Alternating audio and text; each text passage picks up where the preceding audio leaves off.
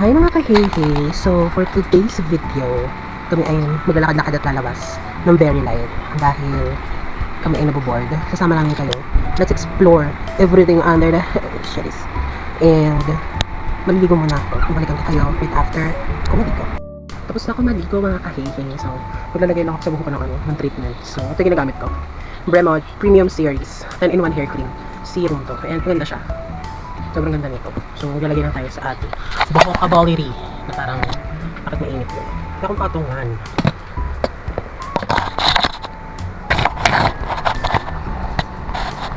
Ayan. So, pagka naglagay kayo nito, dapat medyo basa yung hair. Medyo basa siya. Para mas maganda yung kapit niya sa buhok. Hindi yung hindi super basa. Hindi yung parang, hindi yung tumutulo pa siya. Dapat sakto lang na basa. Ito yung nakatulong sa hair ko kasi yung buhok ko talaga, guys, super dry. Hindi siya manageable. Pero ito maganda kasi once natuyo na siya, bagsak na yung buhok nyo. Ako kasi natural wavy yung hair ko. Pero pag natuyo, hindi yung gusot-gusot yung buhok. Ganun siya. Super ganda niya. Hindi kayo magsisisi. Then after nyan, after ko malagyan, kiniklip ko lang siya sa likod. Kinaklam ko lang yung hair ko pataas. Kasi mas gusto ko siya that way. Para nabababad siya. Kasi mas okay talaga na ibabad to. After ko magayos, alis na kami. Bye! So, lalagay lang ako ng lotion and everything on my face. So, for lotion, ang ginagamit ko naman sa lotion is itong Gluta Arbutin. Ngayon ko pa lang ito gagamitin.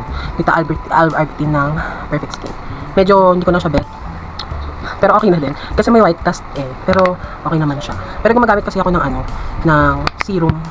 Alpha Arbutin serum sa buong katawan. Ayan, so ganyan lang siya. Apply lang siya sa skin. Thoroughly. Mind you, meron tong instant white may white effect siya. Kaya kung medyo ayaw nyo ng ganon, hindi to para sa inyo. Para to sa akin. Hindi. So ganyan yung consistency niya. Runny to. Oink. Kita nyo naman. Parang akala ninyo wala nang bukas. Nalagay ko lang siya sa buong kamay ko. Kasama yung kamay. Sa kabila ito. Brand niya is Perfect Skin. Siya ay Gluta Arbutin. Ilang ko pa lang naman ginagamit. Ilang days ko pa lang naman ginagamit. Hindi ko siya nalagay sa paa ko kasi maputi na siya. Ayan, may instant white effect na para siyang hindi. So yan. Pakita ko naman sa inyo kung ano yung ginagamit ko sa face. So for my face, I'm using this Dermaviga na 730 Max Revitalizing Whitening Serum. Heist. So serum mini siya. Bisaya, serum to siya and okay siya for me. Nagala lang for you. Okay. Tapos, maganda naman. 3 pumps sa face. Pero ang ginagawa ko, pinapatayo ko muna yung face ko kasi pawisin. May instant white effect din to. So, para kang naglagay ng foundation. Pero isa lang shade nito, puti lang talaga. Mura lang to, mura ka lang nabili. Ay, 160 pesos, meron ka ng 50 ml. And matagal siya maubos kasi 3 pump lang naman siya per day. And hindi siya pwede gamitin ng twice a day. Ako kasi once a day lang. Gabi lang. Kasi nga, i-revitalize na niya yung face mo. So, parang aayusin niya na. Ganun. So, maglalagay tayo sa face. Wait, papatuyin ko yung face. Masama pa kasi sila.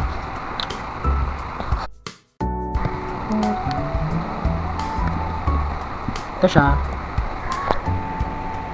So, ilalagay ko siya sa face ko. Pero ito. Yung ganyan lang. Siyempre, isasama niyo yung leeg niyo, mga ate. Kasi baka niyo pumantay. Gawa nga ng may siya. May whitening effect and sobrang nakakaganda siya ng buhay. Ayan. Kung makita ninyo, di ba? Kitang-kita yung puti. Dahil sobrang OA sa pagkaputi. Ayun, no?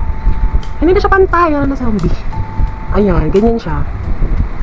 Halata siya talaga ilagay, kaya hindi siya advisable na ilagay ng umaga. Kasi lalo na kung magpasok kayo sa trabaho, tapos maglalagay kayo ng serum. Hindi ko siya ina-advise na gamitin siya ng morning.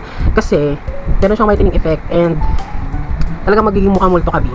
Pero kung gusto mo naman gamitin ng umaga, konti lang siguro, isang pump. Kasi ang nakalagay kasi sa instruction, 3 pump siya na ilagay. So, maputi siya masyado. Ayan, tignan mo hindi siya puti sa liig ko. Ayun. Ano nangyari? Hindi tayo nagtitink. So, ayun siya. So, magpapabango na lang ako and I'm just going to get my bag and aalis na kami. I'm back and for my perfume, I'm using Jo Malone English Fair and Free siya na inspired perfume. Pero sobrang lapit ng amoy niya. Na para bang mas mura ito kasi dun sa original. But I'm not encouraging you to buy dupe products. Pero syempre, pag wala kayong mga budget for now, this one will work. Sobrang okay. And hindi siya okay. So, papabango tayo. And there's instructions on how you apply your perfume. Medyo matapang siya. And Hindi nagbibiro ang ano niya, ang tawag doon? Ang oil percentage. Kung ano talaga yung sinabi niyang oil, yun siya te. And matipid kasi, ayan, dyan lang ako nagpapamoil. I'm good to go. Sorry yung camera ko kasi hindi siya masyadong effect. Tabingi, hindi siya naka-mirror. So, I don't know kung paano i-mirror. Yan, sobrang nice. So, yun. Alis na kami. So, paalis na kami. Yes, alis na here. Cheers. Paalis na kami, maglalakad lang kami. Punta ng bayan. Yan, bababa na kami. Bakit pa ganyan yung ano mo? Hindi yan maharangan ng kamay. Ayun, hindi yan maharangan. Dito ka ganyan yan. Ganon. Ano yung ginagawa ko? Hindi kaya. Hindi kaya. Tapos nga rin, sabi harap, gagawin mo na lang. Tapos harap na. Di ba hindi siya nakabaliktad? Ganon. So yun guys, paalis na nga kami. Sa akin na binigay yung camera. Ay, ano? Kaya si Ate Lisa, sabihin natin na ibalik yung pera. May nangyari kasi kagabi. Oo. Kaya, yun. Pero anyway, that's fine. So, iba't nag-i-English na naman ang person. Pero ganyan. Yun. So, saan nga ba kami pupunta? Maglalakad-lakad kami kasi nga, medyo mabigat yung tiyan ko. Maayos magsalita, kaya parang ano, parang sabi namin, maayos siyang kausap. Very good. Yung akin kaya nga. Sige te. Sige po. Ayan. Kasi kahapon, tawag doon, nagpa-cash in siya. Ay, nagpa-cash out siya. Ngayon, isasend niya sa tindahan yung pera. Mga ate, sa ibang number niya na-send. Buti na lang, mabait yung napagsenda namin ng pera. So, naibalik. Kasi syempre, kinabahan din naman ako. Tsaka ano yun eh. Pera yun oh, hindi din yung biro. Kahit sabihin mo na 400 pesos yun. Syempre, that's still money. O diba? Kahit sabihin mo na maliit lang yun. Mahalaga yun. Kasi, pinagpapaguran lahat ng pera yun. Hindi inihingi, mga ate. So, yung maglalakad kami, ito yung dinadaanan namin dito sa amin. Skinita to dito sa Tanay. So, nag-away pa kami sa dadaanan. Guys, maglalakad kami. Tapos papagurin namin yung sarili namin. Hanggang sa lumabas yung dapat. Ayan, so, medyo madilim. Imagine ha, maglalakad na kami nito. Oh my god. May nakikita naman kasi yung mukha ko, diba? O mamaya kasi matisod ako or something. Tignan mo, diba? Yan, tapos sabi niya doon daw kami sa kabila, yung pala dito kami dadaan. Sabi ko sa kanya, pagka naka 100,000 followers ka, mag-aano? Mag 100,000 kilometers walk din dati. Gaga. Layo masyado. Ah, Mamimigay kami ng ano?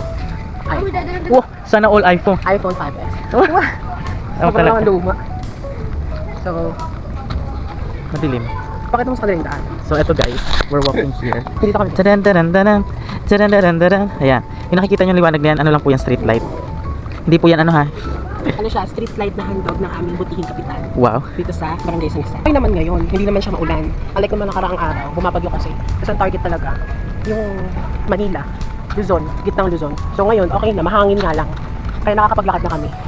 Pero halos isang linggo din kasi wala siyang pasok. pero feeling ko uulan na naman. Kasi nafe-feel ko sa hangin. Diba? Gusto mo kasi umuulan. Gusto niya lagi umuulan kasi malamig. Pero malamig naman ngayon. So wala namang problema. Ang problema mo. So ito guys. Dito ako nag-ano dati. Naglalakad. Bale hindi pa ganito to dati.